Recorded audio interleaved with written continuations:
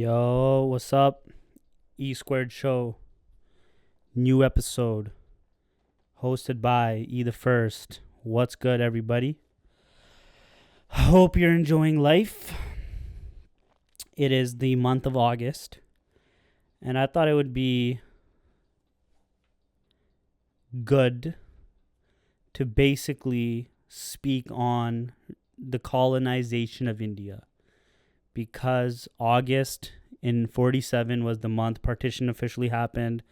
2 countries were created. Basically, like 300 years of rule in India came to an end. And let's talk about it. Colonization Exposed. Before we get there, merch is out. 50 pieces only. If you're looking, you see, we have it. All right, we have 50 pieces in assortment of sizes. houseofjoehall.com. Grab it. Tune in to iHeartRadio, Ruckus Avenue, 10 a.m. and 2 p.m., Monday to Friday, for episodes that are not on the YouTube, exclusively only there. And if you want the video versions of that and you just do not have access to the app, subscribe to the Patreon. You have 2 tiers. All right, with that, with the little ads and stuff in the front, let's get to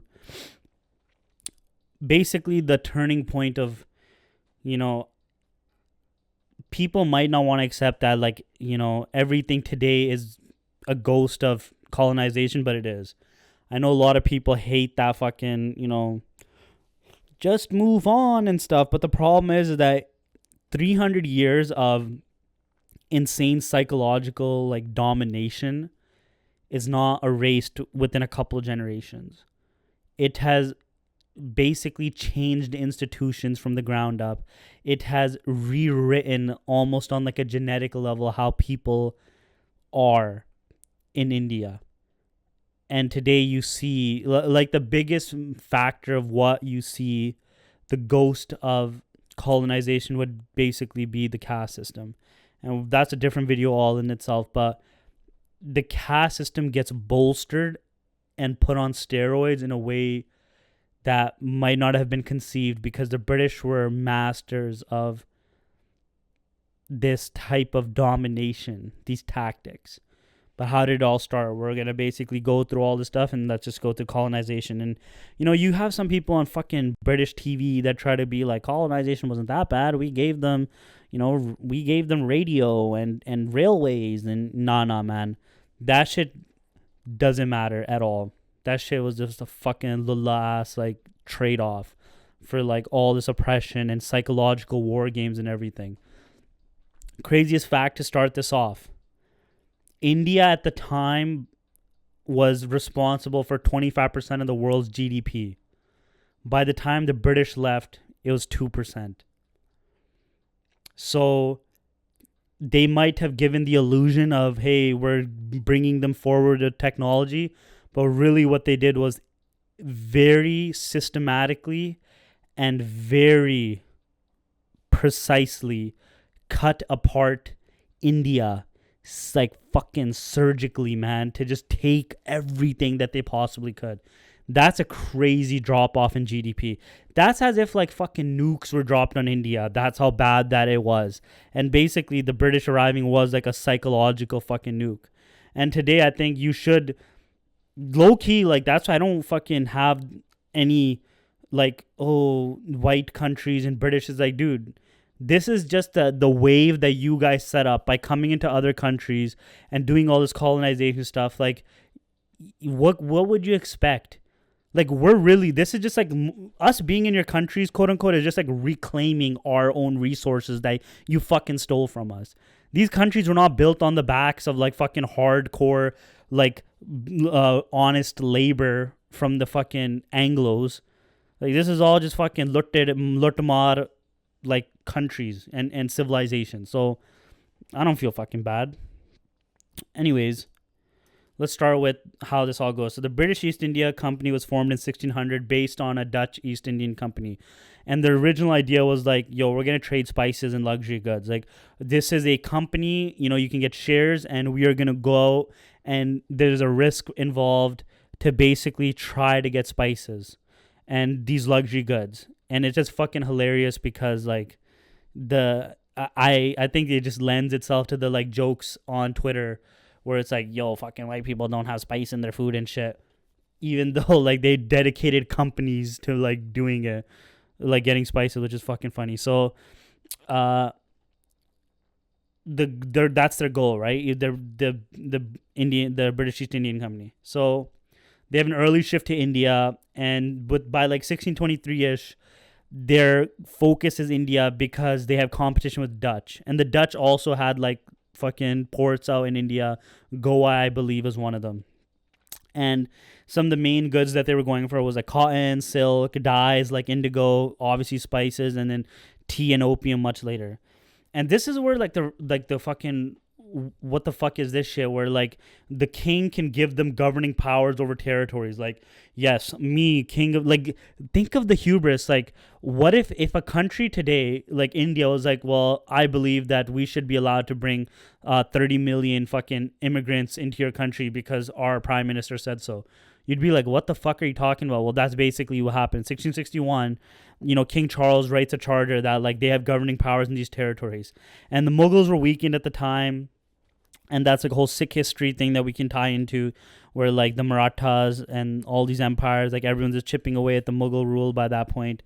And so they were kind of like weakening at the like slowly.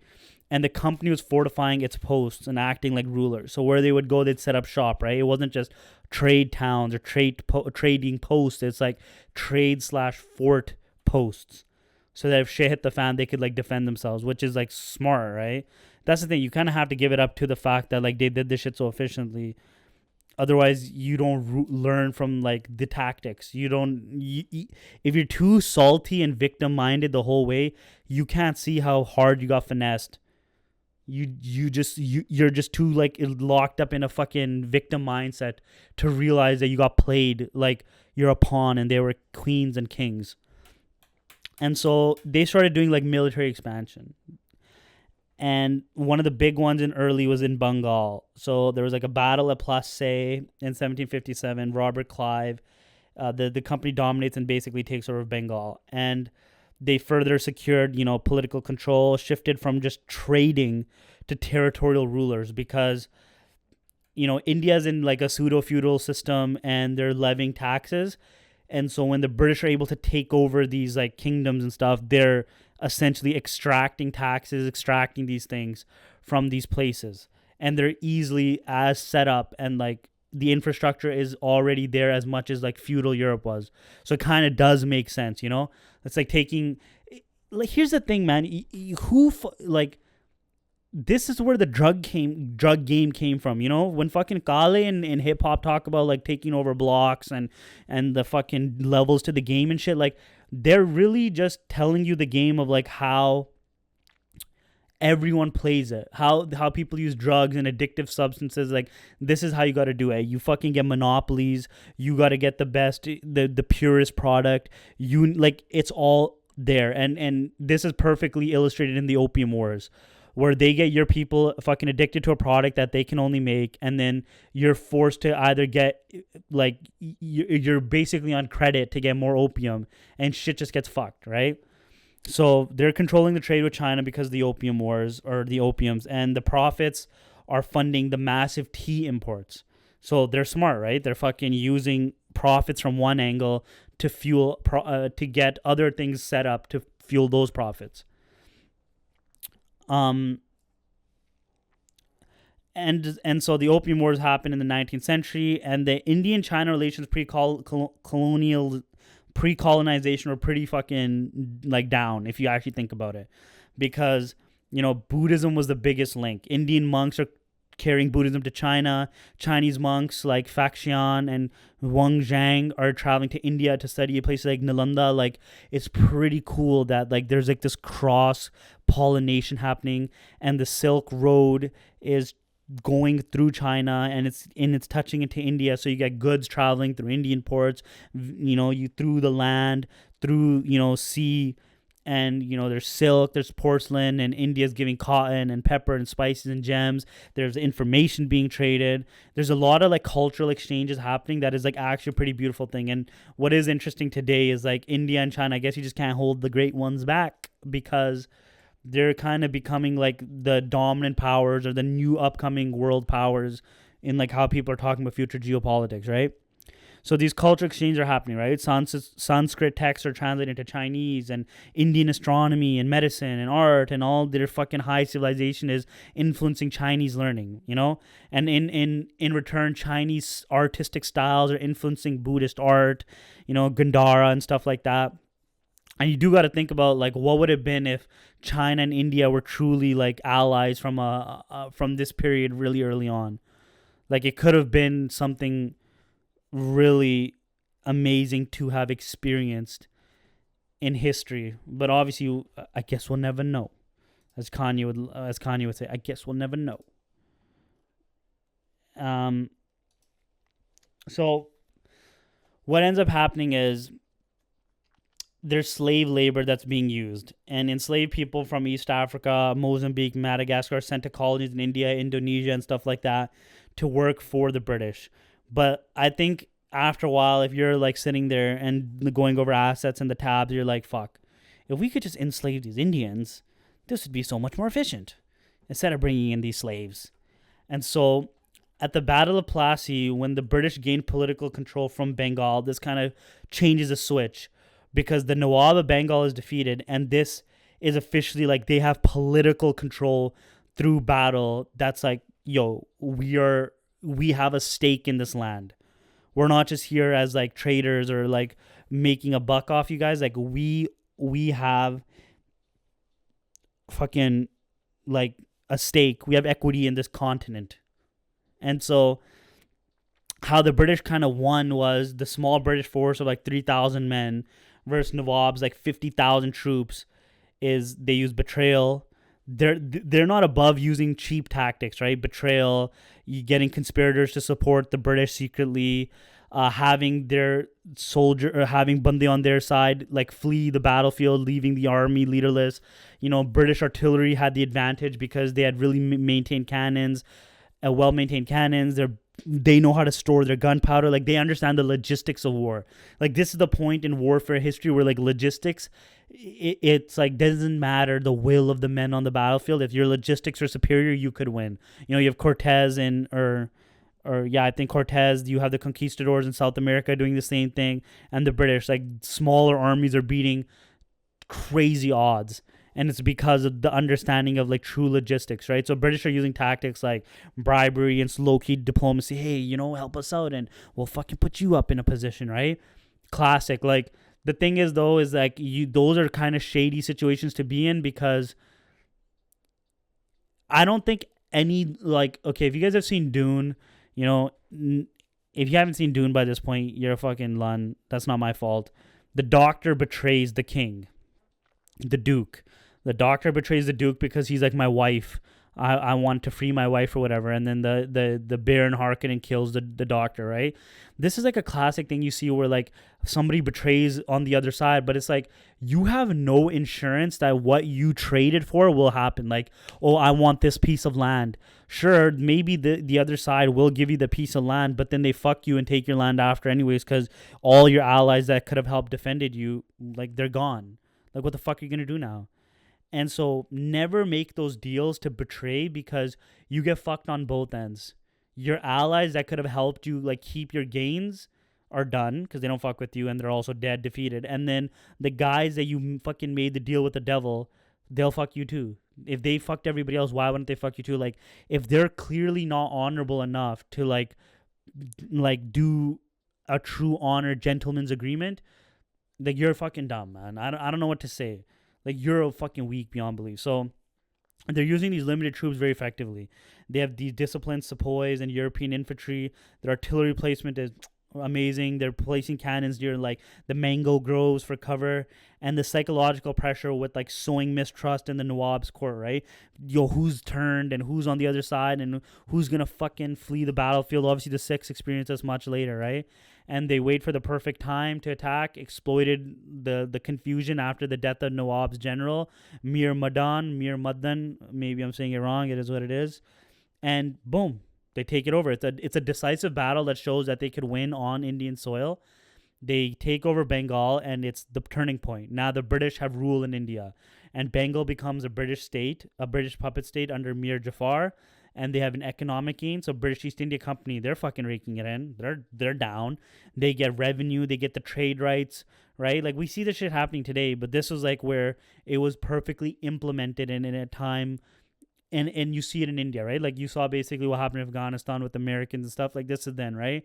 And then this also weakened the French influence when Bengal collapsed, because you also got to realize like it wasn't just in the British. The Dutch had situations out there, French Indochina. The French are out there in that part of the world. Like everyone's fucking vying for some like slice of the pie. So, also, we're talking about colonization. Maharajah Ranjit Singh resisted, so buy the merch. House of Johal. Anyway, so this is basically like your not the Alamo, but it's essentially like your beachhead that they've created, where it's a foundation for expansion. This victory allows the British to just dominate other European rivals, get their fucking teeth in the sand, and just go on a conquest. So because they have this is like the start of Company Raj. The direct British political and military control in India can start. They can just start hiring Bande and keep going, attacking like city after city, area after area, Maharaja after Maharaja. So in 1849, the Second Anglo-Sikh War has happened. British annexed Punjab and ending the Sikh Empire. That's the last fallen empire. And you also got to realize, man, like we had it the hardest because all of like British East India Company or British whatever, like every single asset they had from taking over every empire was on their side when they fought the Sikhs. Like if they were fighting the Sikhs first off, like when they fought Bengal instead, it would have been a completely different situation, and history would have looked way different. We had the logistics under control. We had the tactics of the Western European powers. Like it would have been fucking nuts, but you were basically fighting the entire Indian continent, which again, like is caused for why like certain things end up happening after the fact that you'll see. So Anglo-Sikh Wars always happened. So in 1858, after the Indian Rebellion, the British Crown officially took over from the East India Company, and this started the British Raj. And so the British took direct control because it was a pretty crazy situation, like when the mutiny happened, like you had Muslims and Hindu rebels like angooring the population of like white women and taking their honor and dignity or whatever, however like the classy gentleman way to say it, as like a fuck you, right? Like at that point they're so fed up of, they're just like, fuck you guys, get the fuck out, right? We fucked up. And so they were getting their shit together. But because the Sikhs from the Anglo-Sikh Wars were like, you guys fought against us, fuck you, they came to the aid of the British. And then the British started to really propagate these like myths of like, oh, Sikhs are a martial race and stuff, because they were like, you're our good boys, and our good boys, we will give you good rewards for being good boys. They were kind of playing us like that. And we ate it up. There's people still today that are like, well, we did better under the British and the Mughal rule and stuff. But, I mean, it was because the British, like, we weren't even players in the game. They were so, like, superior, like, to us psychologically and philosophically that we're basically trying to, like, talk to the wall while these guys are, like, playing us, man.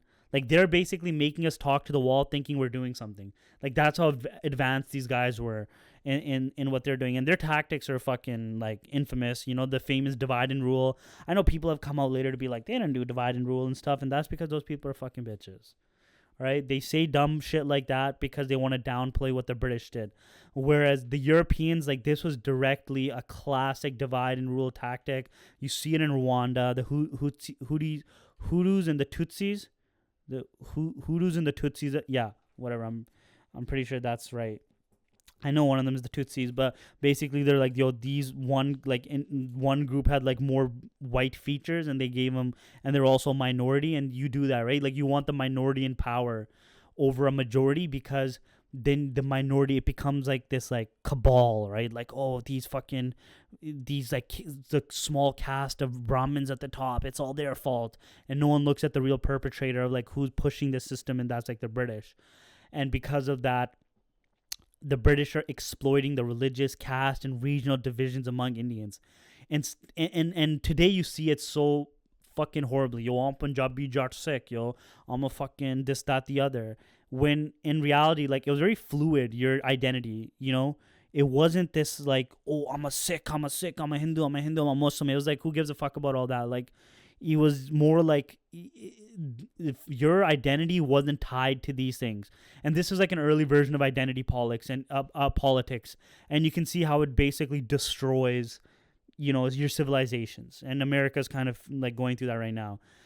And so they encourage the rivalry between the Hindus and the Muslims and the different princely states. Example, after the decline of the Mughal Empire, India was like very fragmented, and the British made sure these kingdoms never united against them by having people like, yo, fuck these guys. These guys did this to you. India post Mughal political map was fractured, and the companies amplifying the fact that, like, to the Sikhs, like, yo, the Turks, the Mughals did this to you, or the Brahmins did that to you, or to the Brahmins, like, the Mughals, you don't want the Mughals to rule again. Remember what fucking that was like? They were trying to convert everybody. It was pretty fucked up. They're breaking confederacies. They're exploiting the court factions. Or Punjab after Ranjit Singh, there's like a rapid succession of crises in the courts. The Marathas, the Treaty of Bassein, bound Peshwa Baji Rao to the British protection, splitting the Maratha Confederacy and making it beatable piecemeal in the Second and Third Anglo-Maratha Wars. Like, they're playing these games at such high levels, man. Like, we have no fucking... That's our biggest L, is that we didn't develop so highly in psychological warfare, psyops, and philosophy and stuff. I always say it would have been so fucking nuts if Ranjit Singh wasn't such a fucking drunkard. They had all these factories of not tanks, of cannons and gunpowder. Like, you should have just started like funding rebellions against the British East India Company, so that they wouldn't be fucking getting close to the border. Like, they had all free reign. Like, start fucking sending out ships or sending out fucking cannons and gunpowder to like the Marathas to just cause issues. Thin the herd, thin down the numbers, man. But they weren't thinking like that. Like, that's how the British would have done it to us. Like, if you were going to Britain today, like, or like in France, for example, or in World War II, right? Like, you see these type of tactics being used, where the Allies are like low key helping out the underground resistance movements and stuff, because you just want to distract them. It's not going to beat them, but it's going to distract them and weaken them enough that it can like help pull the war in your favor. We didn't think like that, but they did think like that. They the little court intrigue, you'll bribe this guy, you'll fucking kill that guy. Like, they were just on a completely different level, man.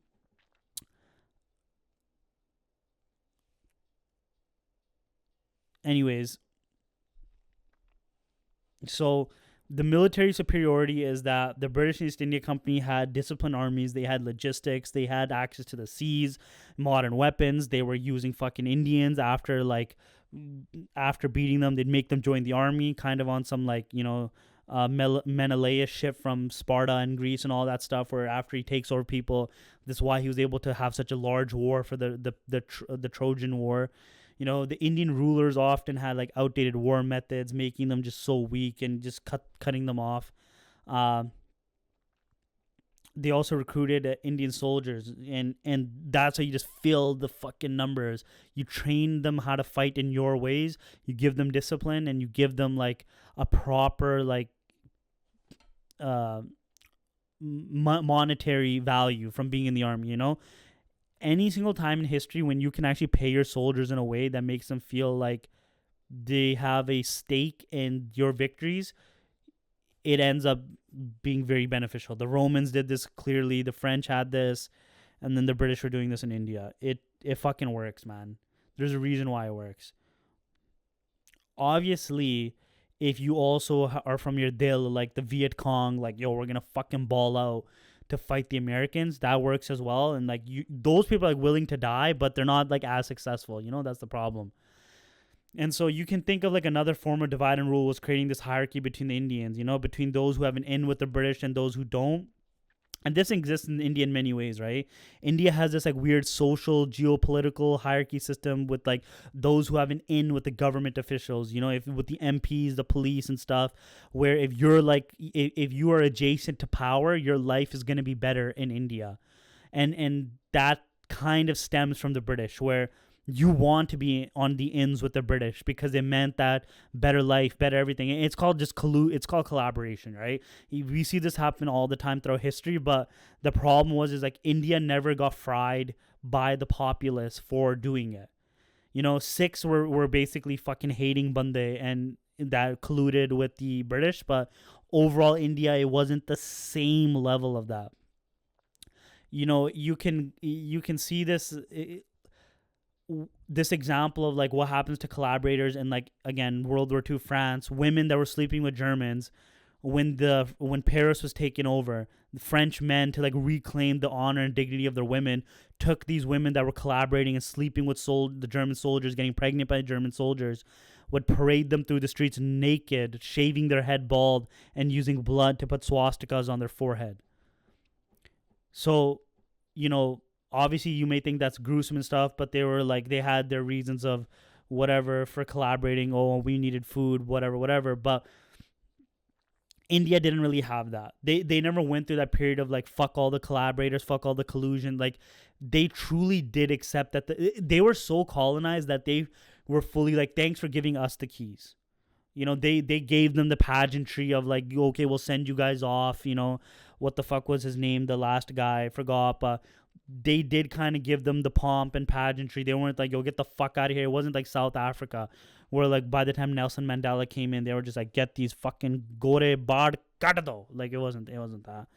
And so the idea of leaving Punjab to work for the white man outside of India is like, it made sense because it's like, yo, we'll slave for the Gora outside of India versus to like make our bones in the world. It's kind of a sad thing, but it's what happened. And so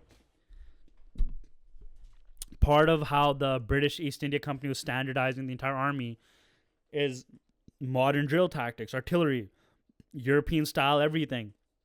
They're basically trying to make the Indians as Gora as they could for better control. And you could say the history is very clear. Like, they did it really well, right? The Duke of Wellington beats a larger Maratha force with the discipline of his infantry and the guns. The Sepoy armies have massive indigenous recruitment, and they're using these bullshit fucking martial race theories. And like, we love it, right? We fucking love claiming like we're a martial race and stuff. Not because of the British, but because the Guru truly made us like fight, and not for fucking countries and companies and all this stuff. But we're supposed to be fighting against oppression, as the Khalsa and the Sikhs, right? Not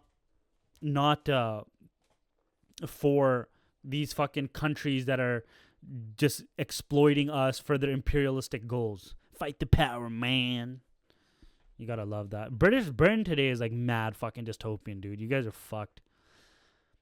And so, you know, they also have, again, there's like a book I read where if you're a country with like naval power, you'll usually be successful in most wars because you can control supply lines and sea lines. You can have logistic support by troop movements, moving material, and it's just so much more larger in scale of what you can possibly do. And you got to think like Britain's all the way over there, and they're fucking coming through the Mediterranean, eventually through the Suez Canal, or even like around South Africa to get their shit done, right? It's pretty fucking impressive.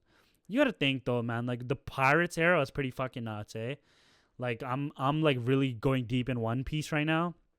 And One Piece is fucking awesome. And like, it is pretty crazy to think that there was an era that like that's actually based on some real shit that happened. Like the Pirates, where pirates are just like looting the fuck out of the British and shit. Imagine what it would have been like if like Khalsa pirates took to the seas. That'd be pretty fucking cool. But anyways, so they're just mad political manipulation, man. They're just fucking playing the game so well. Like, you hate them, but you gotta respect it. You know, it is what it is. So the Indian rulers had to keep the British troops in their territory and pay for them, or they would like lose sovereignty. This was the subsidiary alliance in 1798 that Lord Wellesley did. Like, what a fucking slap to the face, man. Then there's the doctrine of lapse. If a ruler died without a male heir, their state was annexed by the British. In 1848, Lord Dalhousie did that. Like, fuck, bro. That's just so embarrassing that they could call the shots like that. It is what it is, though, right? And they would install like puppet rulers everywhere. You know, Mir Jafar after the Battle of Plassey did a good example. And then even how they first had the Leap Singh, but then they got him the fuck out of there and they installed their little like their Gora Panchayat and shit out there.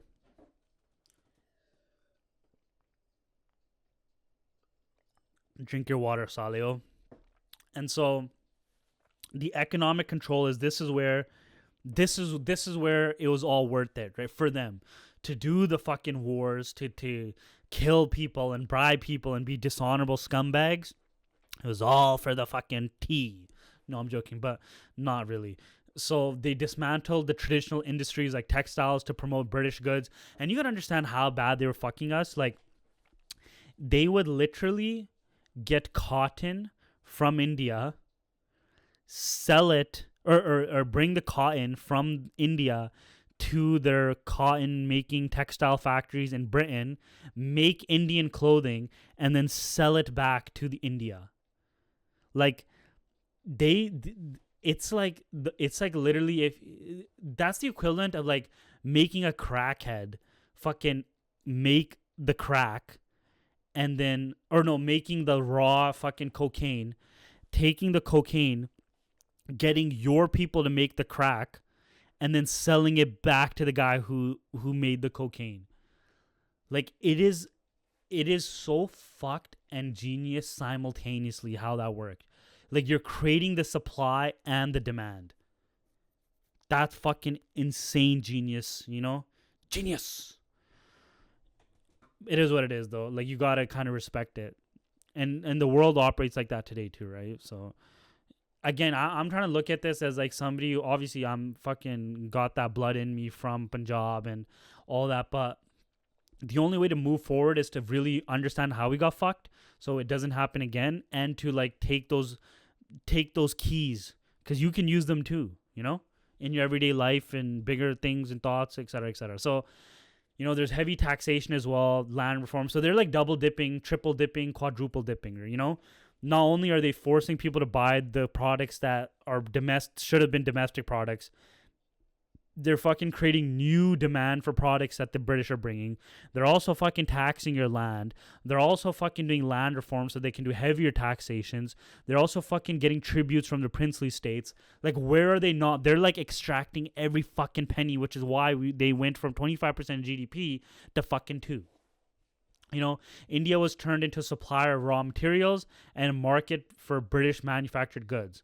So again, this double dipping. Yo, fucking, we want the cotton, the indigo, the opium. We'll fucking process it and then sell it back to you.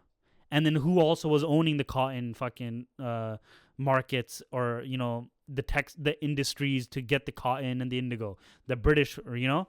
So they're just like every single where that they can like squeeze out an inch. Like, and that's why you could see that today in like the stock market, for example, where when the underlying economics aren't making sense, but they're still squeezing out every fucking cent that they can from the stock market, it's because like that greed knows no end, man. There was points where the British East India Trading Company was like richer than like back then, like countries, and rival the nations and stuff just as a company. Like, it's fucked, man. And so obviously there's strategic battles and wars that are won, and they're just like taking control. In the Sikh Anglo episode, you can watch it again. You understand what they did, how they did it. It wasn't that they're a better army, especially against the Sikhs. It was just like they had enough like ace cards, you know? They had enough fucking trump cards where like ace up their sleeves, where it's like, yo, we fucking turned that guy. They just needed to turn 2 guys in the entire situation into traitors to win. Like, holy fuck, man. That's such an L. It's not like they had to literally like get like 100 guys to be fucking traitors. Just 2 guys, and we're good. Fuck, man, that sucks. So the British often allied with the weaker rulers, helped them win wars, and then took over their states. Again, like I was saying earlier, where you don't want to make the deal with them because they know that you're weak. They can fuck you. You have no bargaining chip. Especially after you've done the deed that they want you to do, you're done, bro. You destroyed any person that could have helped you. Bribery, espionage, bullshit treaties to weaken their opponents before striking. And it worked because many Indian polities were patron networks. Buying one or two pivotal actors often collapsed entire fronts because like so much power was concentrated in such few people. That's why the British India Trading Company was fucking amazing. And this is also like the Romans figured this out very early on, where you can't concentrate power in a few people, because when you do, the whole situation could collapse. That's why you need to have senates. That's why you need to have fucking big things in organizations where like if there's 100% power and there's only two people and one is 50, the other is 50, turn one guy and you're basically fucked. But if there's 100 guys, each with 1%, it's way more harder to do. It's a very simple fucking idea. And India, for all their like amazing philosophy, everything that they pushed, that's just one thing they couldn't figure out fast enough. And so they're buying elites. They're in Bassein in 1802, the Peshwa gained British help to beat the rivals, but they lost a strategic autonomy, letting the British dismantle the Confederacy afterwards, because the British know they fucking stepped on you. They figured that they got in like a fucking cancer, and they like fucking took you apart piecemeal from the inside like a surgery. Fucked, man. Punjab, the British agents cultivated court favorites, rival regiments, and nobles undercut Khalsa unity from 45 to 49. Again, this is why you never want power concentrated in so few. You need a Hydra mentality. That is, it's kind of almost demonic, but like it's the one that makes sense, where like it doesn't matter how many heads you cut, like there's more that are supposed to be there. Technically, that is supposed to be how the Khalsa operates, but at this point, we got too lost in the sauce. But whatever, I talk about that in Maranjit Singh episode and Sikh Anglo Wars and blah, blah, blah. So this is now where the British are starting to use their tactics, where they're setting up their institutions, the British laws, their court system, undermining the local justice system. Fuck your panchayats, bro. You have a sarpanch, yo, go fuck himself. Yo, this is the Duke, go kiss his feet. They're fucking setting up schools. They're setting up institutions of education. They're using English education to create a class of Indians loyal to them. If you're from fucking grade 1 to grade whatever, are learning like the British are good, the British are smarter. Oh, what the fuck? This caste system, this is fucking like fucked up. Why don't you listen to the British system? Social mobility. If you get good grades and you fucking become usable and useful, right? Egalitarian. Not egalitarian, what the fuck is it called? Utilitarian ideology, Mill or fucking Milton or whatever. What the fuck is utilitarian? One sec. Utilitarianism. Utilitarianism is a doctrine that actions are right if they're useful or for the benefit of a majority. Yeah. So like it's basically using this kind of utilitarian model of like, if you teach and the thing is like you can convince people of that, right? Like, and that's like the Gora mindset. Like, hey, if you do this, you're helping so many people. So just fucking listen to us. Do what the fuck we're telling you. Our education is better. Our education will help you more, your family, everything. Like, don't you want to help your family? Don't you want to help your community? Become our fucking puppets. And so that's the thing, man. And this is where education can really turn the tides of everything. Like, if you look at the Meiji Restoration, why it works so well is because the Japanese went so hardcore into investing into education and their educational institutions. They fucking got their entire populace like literate and then like educated, which is why they fucking out of nowhere was able to beat Korea and Manchuria and fucking Russia in those like Sino-Japanese wars and shit of the early 1900s. Education goes a long way. But now here's the thing, who's educating your children? Is it the state? Or is it like, and something else? A point that I'm going to bring up and always bring up is like, the state raising your children through education actually shows how poor you are, because real elites used to get their children taught by tutors, and the tutors would show them the liberal arts. And the liberal arts would be like philosophy, logic, rationality, discernment, classics. Like, these are the things you studied. Math was more of like maybe understanding basic math, sure, but it's like, as you as a human being, what would best help you in the world? And having philosophy, knowledge, understanding of how to fucking go every day in life and deal with stuff with like, okay, is this guy bullshitting me? Or like, or like, okay, I'm caught in a logic trap. Like this guy's saying X, Y to me, and this guy's saying Z, X to me. Like which one should I go with? Like those are the things that actually help you. You know, math, it is true that math only helps you to a certain extent. And the reason why math is pushed is because society wants engineers and stuff like that, so they need to figure out who's good at the maths, who's good at the sciences, because they're trying to filter out.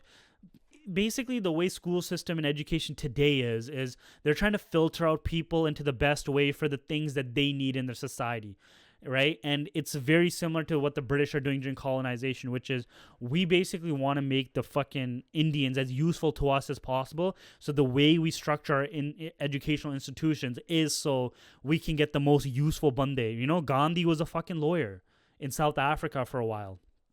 And certain people are given certain positions because of their usefulness instead of like whatever. But if you look at real elites are learning shit that like low-key I learned in university, you know, art, history, culture, philosophy, classical studies. Like what were the Romans up to, the ancient Greeks? What's the fucking philosophy of Aristotle and Plato and Zeno and the Stoics and Cato? All these things, these are what they were going to study because it made them better heads of state, heads of rulers, leaders, XYZ. You know, look at fucking Julius Caesar. What did he study? He went to the Greeks to study how to talk, how to think. Fuck math, bro. Math, if you're like just good with numbers and shit, like in your like low-key autistic or whatever, and you're fucking Ramanujan style, like numbers just fucking are God to you and stuff, like go for that. Like find your calling, but being a good talker and understanding how to use wisdom in your man and your soch, like not only does Sikhi teach that because katha and vidya and all that kind of stuff, but like that has been always the way of like the superior man, let's call it. And so the British knew this fucking early on, right? They're also bringing railways, telegraphs, postal services, and these aren't for like, oh, hey, let's help you guys so you guys can get around. It's for extraction. So if you look at where the railways are built, they're always coming down to the fucking South India, to Bombay, and like basically look at a map of the biggest cities in India, right? If we had to think about the biggest cities, top three, it's like what? Delhi, Calcutta, and Mumbai, right? Where the fuck is Calcutta? It's somewhere here. And these cities are all on the edge. They're postal cities, right? Yeah, Calcutta is in West Bengal, which is again, they have access to waterways. It's far enough into the land. So they have one, and because they were early, like, look, man, Calcutta is a big city, and it was also Bengal, and Bengal is one of the first places the British went to. So those are cities that, like, essentially are, what's the word, that are like a ghost of colonization. The reason why they're given importance, why they became big and people flocked to them, is because they were like first posts that the British took over, and then they just grew and become centers, right? And then the Mumbai makes the next sense because Mumbai has like a bit of a bay. It's also where enough roads can lead into from all over India with the railways, with all the systems, and it's on the west coast of Indian subcontinent to then go right into through the Arabian Sea, the Red Sea, through the Suez Canal, and start like dropping off all the goods to Mumbai, to Britain. So it's like a very strategically placed city. Again, they didn't do this because they're like, oh, what's gonna help the fucking Indians out? It's like, no, what the fuck's gonna help us? Okay. We need railways because we want to get the fucking resources. We need telegraphs so we know, we need information flowing around. What's this guy doing? How many fucking tons of cotton does this guy have? How much this, like, that's to help them. It's not to help us. Postal services, we need to get stuff to people. Like, this wasn't for the help of the locals. And then the psychological tactics were just fucking chef's kiss. If I was a Gora, bro, I'd be like, yo, look how fucking smart you are and shit, bro. They projected themselves as superior and invincible to demoralize resistance. Like, you fucking can't beat us. And that's the first thing. If you become larger in your enemy's mind, that like, yo, it's futile to fight us. You fucking dumbass. We're 10 times stronger than you.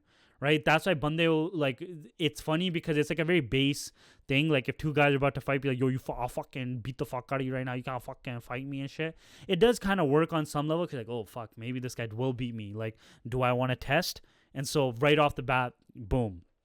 And then they're also spreading the idea that Indian traditions were backward and they needed to be civilized. Like, hey, we got the fucking rationalization. You guys are dumb. And to some extent, like, you can make that argument because, you know, when Guru Nanak Dev Ji was spreading, and I talked about this in the Guru Nanak Dev Ji episode, like, Guru Nanak Dev Ji is talking about rationalization. Like, yo, you guys are fucking, what the fuck are you guys doing, man? You guys are throwing water at the sun? Like, what is this? And so to some point, like, he's making a point, and here's the thing, there's so many losers in the caste system that you could start getting enough people to ride for you. You know, the most educated people are also the most minority people in that system because the people at the bottom are not allowed to learn like high education because they're low caste. Your society is fucked if somebody like the British that are just like, yo, you're a fucking Vash, Dalit, untouchable, Shudra, you can fucking read, you can be a fucking lawyer, theek ya. All right, good to go. How do you compete with that? How you could not change your society fast enough with the caste system to make the losers be like, okay, yeah, we'll support the Kshatris and the Brahmins. You're fucked, man. And they're promoting Western education and Christianity to weaken cultural unity. You know, again, Christianity is perfect because Christianity will take the Dalits, the untouchables, the Shudras, the Vash, and be like, join our side. We don't. God doesn't. You are all equal. There is none of this, and you're just like, all right, fuck it, let me throw my law in with you. My life is sucked. They don't fucking touch me and shit. Blah blah blah. And so, power is perception at the end of the day. You know, Game of Thrones, if you guys have watched it, obviously they talk about it the most, and a lot of shows talk about power as perception. And the British were cultivating the prestige and the shame dynamics that discourage resistance, and that like, yo, you'll be rewarded for collaborating. Look, you want to be a Maharaja? Look, you want to go from a Dalit to actually having a fucking big mansion and shit, and you actually have your own servants? Come join our side. It works. It's smart. They claim a moral superiority, saying that like what the Indians' customs were doing were backwards, that the British rule was like order and progress. We're so smart. You guys are doing sati. Look, we're fucking telling you to stop doing sati. Like, we're so smart. All this type of shit. Even though like Guru Amar Das Ji's completely said sati stop. Like, all this stuff the Sikhs were already doing, but we're such a minority and we're being so persecuted from RIP that like our ideas couldn't fully be mass adopted. Obviously, I'm going to be pro-Sikh as fuck always. So that's just me. Because, I mean, number one, we're anti-caste. And I think the caste, in my true analysis, India would have been in such a different position if it didn't have the caste system. That caste system probably made conquering India about 40% more easier for the British. That's my analysis. And so the British are also using spectacle and pageantry and ceremony, you know, big parades, saluting them, their bars that are projecting the invincibility of the British, you know, the signals, and being like, look, your fucking kings are like bowing down to us, your fucking Maharajas, your princes, everybody, like, we are the shit. And then they're also like, when they beat certain like people, they're like going like, you're the martial races. The Gurkhas and the Sikhs are the two best examples where they're flattering these groups and being like, yo, you should join our army, man. We're gonna fucking, we hype you guys up. We think you're the fucking shit, you know? Yes, sir. Anyways, what ends up happening afterwards is, again, the school network and this divide and rule. They're using this, and it causes violence that you see in the world today, right? The strategy is to control India by creating these religious and ethnic divides. So what you do is you're not just a fucking Punjabi Muslim Jat. You're not a Punjabi Sikh Jat. You are just a Sikh. And I'll get into why this fucking sucks later for us, right? But these issues still shape South Asia, right? Shia violence in Pakistan, Muslim alienation in India, and like Muslim hate in India, Kashmir conflict. And the background is like pre-colonial versus colonial framing is like India was never a monolith. They had many languages, many cultures, many religions. And the British are simplifying everything. Like, they're basically using like analysis into such simplification. There's only 3 periods of Indian history. There's the Muslim rule, or there's the early Hindu rule, then the Muslim rule, then the British rule. Instead of like, different empires came in different princely states and different like traditions and norms and all these things started to come about. They completely abolished that. You know, they took over from the declining Mughal Empire, the Muslim rulers, and they pitched themselves as saviors from the Muslim invaders of they basically told the Hindus, like, we're fucking saving you from the Muslim invaders, which is also creating these dynamics. Hey, fuck the Muslims. They betrayed you. They took over you. We, the British, we're here to help the Hindus. And so now you get Hindu collaborators to start joining you because, yeah, you know, maybe my life wouldn't have been this bad if I was under Muslim rule. Maybe I should join the British. And Sikhs also fucking face that. Yeah, I would rather be under the British than under Muslim rule. There's Sikhs who fucking fully adopt that identity. Instead of being like fucking gore kaddo baad, they're like, you know, it was actually better under the British than the Muslims. And that just shows that you got fucked. They got you. You got. You're a mark. You got conned, brother. So let's talk about identity, right? What they're doing with identity is very genius because they're basically forcing people to go on the defensive to like make their identity very clear and distinct. You know, they're using censuses, and in the census they're like, what's your religion? And so this is what also gave rise to the Singh Sabha movement, where the Singh Sabha movement had their back against the wall, having to like perfectly prove on paper like what the Sikhs are, because you have the British bringing in Christianity and also like forcing people to really adopt identity. You have the Arya Samaj movement where they're basically going like, Hindus and Sikhs, you guys are the same thing. And then the Singh Sabha are having to produce intellectual works like Hum Hindu Nahi, because we need to carve our own version of what Sikhi is. We're not Islam like this, and we're not Hindus like this. And even though there's certain things we had that were blurred, right? Certain things that you could say are Hindu-esque, or certain things that you could say are like Muslim-esque, right? Certain Persian Darbari culture, or certain Hindu traditions and stuff like that are in there in Sikhi in some ways, or philosophy or thought. We have to be like, no, Kaddobar, fucking Sikhs are very unique, because the British are basically forcing everyone to have a very strict and rigid idea of identity. And we got fucked by this. Even though there's such a nuance, there's subtleties to life, there's subtleties, and the Guru Granth Sahib is thousands of pages long, man. You think it's so reductionist, like everything's a block and square and simplistic? No, it's so subtle. If you don't understand Guru Granth Sahib correctly and look at it, you might think of certain lines contradicting itself. Well, it says this is anti this, but this like pro here. What's going on here? It's because there's subtleties. There's different authors. There's different works happening. And so Sikhi is supposed to be subtle, but the British basically are forcing you into a box, so that you're okay, what religion are you? Your census, this is how many Sikhs are. Very simplified. And so the census of the 19th century is the first time people are officially classified by religion, race, and gender, etc. And this shifted identity. People saw themselves primarily as Hindu, Muslim, Sikh. So they weren't thinking like, oh, I'm a Punjabi, or I'm like part of the Sikh empire, or I'm Marathi. It's like, I'm a Hindu. Like, you basically are dividing people into such reductive ideas of what they are that you can only end up with fucking crazy conflicts after the fact. Pre-colonial India was just like such a mosaic of like, you know, my dad was from Bihar, my mom was from Madras, and XYZ. No, you're Hindu, that's it. Hindu male, call it a day. Bro. It's so smart to have done shit like that. And it's just small things, you know? And today people want to ride. This is why like the Jat stuff is pretty strong, is because they needed to play up certain features of this stuff. You know, you Jats are fucking strong, and you guys are warriors, and you guys fight in the wars, and you fight for the British, and you Khatris, you guys are very smart. You Khatris, you're smart, and you're good with money and business and university, and that's why these tropes started to develop in our fucking brains. Jats are hardworking, we fucking farm, and we fight in your wars.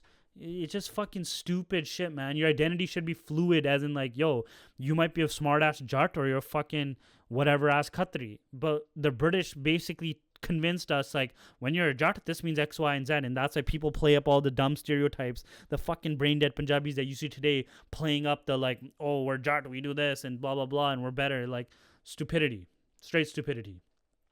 And so British scholars often misreported events to stoke division. Example that James Printkep did in 1809. wrongly claiming Muslims attacked a Hindu temple. In reality, it was a peaceful Muharram procession. His false account sparked Hindu-Muslim violence. Historians like Yendra Pandey show how these stories frame Muslims as others. And it's very simple. Like, they also did this during partition to start violence, where they're like, yo, the Muslims attack, yo, what the fuck, and like shit hit the fan, is because they were smart in doing things like that. You know, these are the games, man. These are the psyops you have to run when you're dealing with, like, you're literally like in the less than hundreds of thousands, and you're such a smaller minority, because they're also not intermixing with the population like the Mughals were, right? Like the Mughal kings and stuff, they would marry into some families. They're mixing in, and some, they're converting people. Like, they're starting to like blend a little bit. The British are not blending to that level, man. They're bringing their wives, they're bringing their kids. They're here to rule and treat you like fucking slaves. So, you know, Mughal Emperor Akbar, he was promoting Hindu-Muslim unity, interfaith dialogues, inclusive policies. The British flipped this, highlighted the divisions instead of the common ground. Hey, you Muslims do this. Hey, you Hindus do that. You have to fucking understand the genius of thinking at that caliber. If you don't, then you just get smoked all the time. So you kind of have to be like, yo, we got fucking cooked there. And they did it well. So the British are basically weaponizing the differences, using census, propaganda, false accounts that create religious, ethnic conflicts and divides in South Asia. This was like their patterns. This is divide and conquer at like its zenith use, and they were fucking masters of it. And so again, we talk about role of education. The British built schools and colleges are spreading a colonial worldview. We're about science and rationality. You guys, and obedience to the Western outlook and our superiority. Look at how amazing our science is that white people came up with is. Did you guys invent this? No, you guys are dumb. Look, you should follow us. Like, that kind of idea. It can like belittle you as a human being to really start going like, oh, then maybe you guys have the answers. You know, students are encouraged to look, act, and think modern, Western, which is something clearly we have today. You know, subjects are focused on social studies and humanities, undermining Indian identity. Hey, let's think about all the Western canon of art and all this stuff, and fuck all the Indian shit. That's why, like, the Indian role in, like, you know, auctions and all that kind of stuff is not... art auction and stuff is not that high, because they completely cooked us. And this is where they're also now creating a Eurocentric elite class mindset. You know, I drink bourbon and whiskey like a real English gentleman. Shit like that. I read Shakespeare and Milton, and I understand all the philosophies of the Westerns. You know, these Indians, they're fucking... And that's... You know uncles that speak like that think they're the fucking shit, and that they're so smart because they fucking read, like, Romeo and Juliet. And so these like Eurocentric elite like bootlickers of essentially like the house slaves, they're running the colonial administrations, and they're the ones who inherited the India and Pakistan. You know, Jinnah and Nehru, like, these are fucking guys who are educated in Western systems, and they're thinking like they're all smart and stuff, but they're basically getting their tactics. They're not thinking in a very unique way that actually pushes India forward, which is why India is suffering in so many ways today. One of the things like that they would push, one of the myths was that Mughals only wasted money on extravagance. And for all the beef that Sikhs had with Mughals, like Mughals, let's look at it a little bit more with our minds open. The reality is the Mughal era was flourishing in agriculture and trade. The farmers in the 17th century were more prosperous than under British rule. Again, the GDP from 25% pre-colonization to 2% after 47. That's fucked. You know, a myth, pre-colonial India was knowledgeless. Reality, they were so advanced in economics, shipbuilding, navigation, cartography, sciences, medicine, surgery, textiles, history, philosophy, metaphysics. Like, they had figured out the answers to the universe much before. They were building architectural wonders like forts and palaces and Taj Mahal, shit that required insane math and engineering and designing skills. Sikhs were even building, forts and palaces. The myth is that British brought modern education. In reality, 1700s, Oxford and Cambridge only taught theology and classical languages, and India had fucking universities like Nalanda, bro, where like amazing advanced like information was being spread.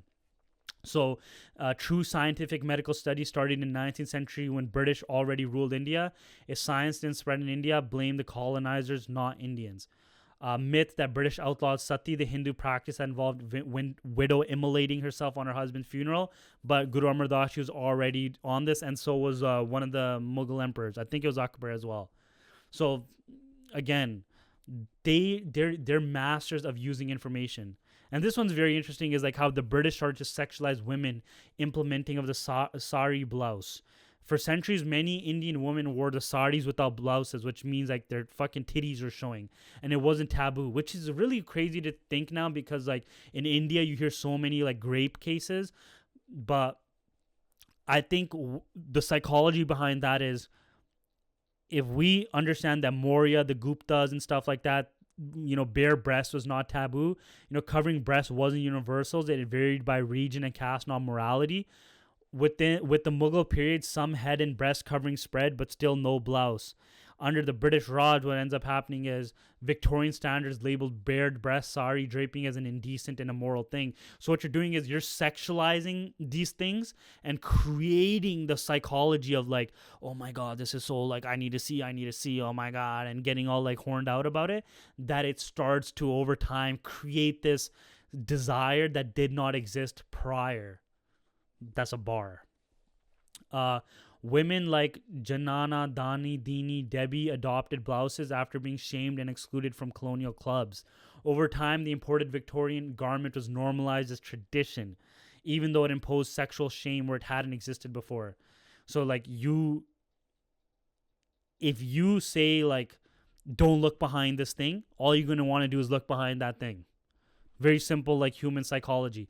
And then it created this like real weird sexualizing of women that has happened in India, which I think is plaguing India. I could safely say that as one of the capitals of Anguring in the world today. It's very clear. And I think this is one of those things. In the British, with Sikhs, the turban, they standardized the type of turban or pug, and they kind of outlawed, because like there's shoot on sight orders for Akalis and the type of pug Akalis tied. So if you can't, if that's a marker of an Akali, then we have to change our pug style. And then, the Maharajas that were colluding with the British, their style is being mass adopted, because it's kind of like, okay, if the British are fucking with that guy, then he's safe, and how he's doing things is safe. That's my theory about that. And then the British Vajja, the harmonium, comes. It's technically a Dutch instrument, but like they completely destroyed Tanti Saj and string instruments for us. That's kind of our fault, not as much as them. And then the Hira Mandi thing. This is really interesting for some people who don't know, but Hira Mandi was the diamond market, Hira being diamond and Mandi being market, or the Shahi Mohalla royal neighborhood. And it was located near the Lahore fort and Badshahi Mosque, and it was established during the Mughal period. And they were home to the Tawaifs. So if you ever seen like Umrao Jan with what's her face, Rekha, that's Cartesian culture. And Cartesian culture wasn't just whores. Right? Cartesian cultures were these women that were highly trained in classical music, poetry, etiquette, storytelling, mujra dance, and a lot of like patrons were like rich princes and kings and maharajas that would send their children and boys to these women to get learned in the arts. And so these really fucking big like women, the waifs, were like patronized by the royalties and nobility classes, and they were seen as like the gatekeepers and guardians of elite art and culture, refinement, and teaching all these things to these like fucking future princelings and shit. And then during the Sikh rule, Ahmad Shah Durrani's invasions, area shifted towards more prostitution for soldiers. But then Maharaja Ranjit Singh revived the courtly patronage of the Tawaifs, and he shut down the Afghan run brothels. But the problem is like their status in society was seen very high, because they're not exactly whores where you can just pay them to fuck you. Like, they get to choose who they fuck. So it wasn't a very like their bodies for sale. Their mind was not for sale. maybe them as teachers and shit, but they were completely on a different level than what you would think a courtesan was. It's just some fucking harlot, some harlot. And so under the British Raj, the Hira's Mundi image had changed. And the British were associating this courtesan with prostitution rather than an art form that it was. And then they expanded the brothels for a soldier's recreation, basically to fuck them. And the courtesans still performed the music and dance, but now the patrons were not the wealthy men, or emperors, but just these fucking the fucking gande gore that don't shower and stuff, right? And then it turned into the Bazari Hassan, the market of beauty, and they basically reduced this whole culture to sex work. It would just sexualize what was once high art. They basically like, yeah, these are whores, fuck them, whatever.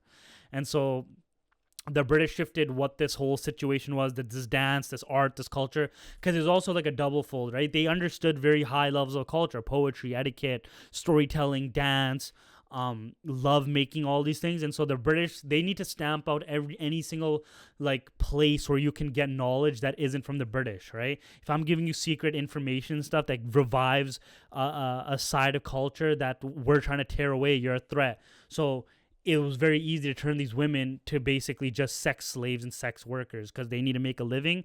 Yo, fuck that. You need to just service the men. It's pretty dark, you know? And then many of these women ended up moving into Lollywood because they're obviously in Lahore, and then they became like famous dancers, backup performers. And over time, the art schools, it only became like a sex trade. It's pretty sad. But yeah, so like I think the way that the British like surgically dismembered India in every single regard is amazing. They basically taught your children, the state taught your children. Like, you can see everything happening in America and how it's like causing insane strife, right? But what's funny about America is like they're doing it to themselves. It's not like a foreign government or whatever. But you know, identity politics. Don't give a fuck about the blurred lines of like your neighbor's a Muslim. Like so many fucking Sikhs and Muslims killed each other because by that time it was like you killed us, we kill you. You're Muslim, we're Sikh, fuck you. You know, it just got to that level instead of like, yo, we're bras or brothers from the same villages, from the same parent. That shit went out the fucking window real quick, especially in partition time. So the British are geniuses for how they were playing identity politics off each other, using propaganda, all this shit. War tactics are insane. Educational standards, how they were basically using modern technology to basically fucking just suck the economy out of India. A lot of people don't know this, but like originally one of the other reasons why British wanted to go to India is because they thought that for a long time in human history that India is the only place where diamonds were produced. And then if you look at where all the British like set up shop, the next big place was South Africa, because in South Africa they found diamonds. They didn't understand that diamonds could be found anywhere. It's just carbon, like pure carbon or whatever. And so another reason why they're like heavily in India was for diamonds and shit. And then again, we got exploited like that. Every single place the British found the most what they did was so insanely smart, because let's use the minimum amount of resources from our end to extract the maximum amount of resources from their end. And that's not just simple fucking flogging bande in the street. You have to get deep in their minds. You have to convince them that fucking resistance is futile. Fighting back doesn't make sense. You're going to lose. Even though if everyone united at once and just fucking went balls deep, they could have done it. It's a sad reality. And it's like how colonizations work, but in no fucking way can you say colonization is good. Like, India is going to suffer for many more years, maybe even hundreds of years, from the shadows of how well the British fucked them. And that's just a sad reality. Anyways, I hope you enjoyed this fun episode where we talked about amazing rainbows and lollipops. And definitely get the merch. Yo, Maranjit Singh, the fucking OG. Hope you enjoyed that episode. Listen to the radio episodes Monday to Friday on Ruckus Avenue Radio. Download the iHeart app, 10 a.m., 2 p.m. every single day. All right, brother? Hope you enjoyed that. Peace.